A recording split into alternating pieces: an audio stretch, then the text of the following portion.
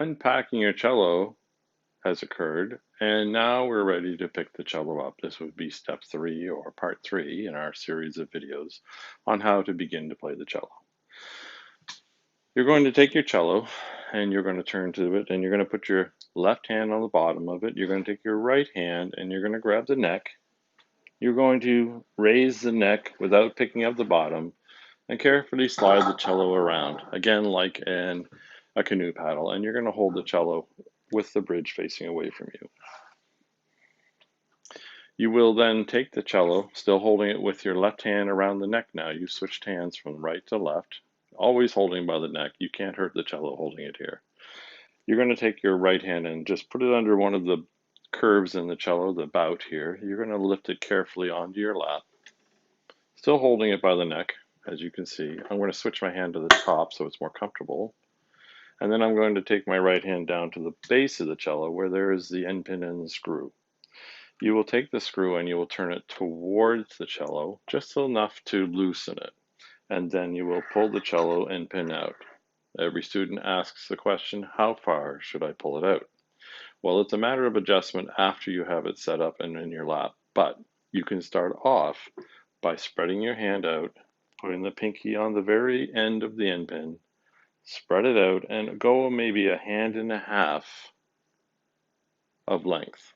And then take the screw and turn it away from you to tighten the screw, and the end pin won't slide.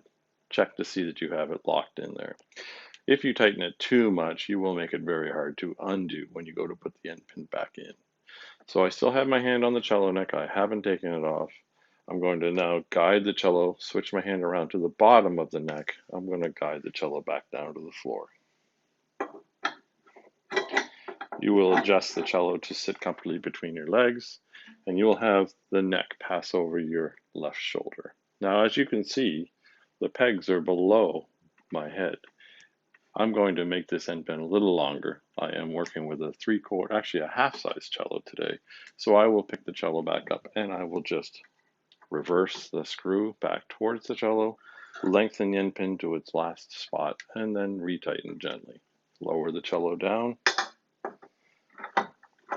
reposition the end pin, and now I feel a little bit more comfortable.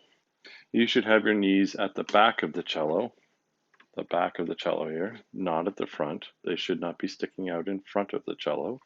And if they are, you need to lengthen your end pin. You want the cello to be gently sloping away, touching your chest area, and having this peg up by your left ear. Notice I have my left hand resting on the body or on the neck.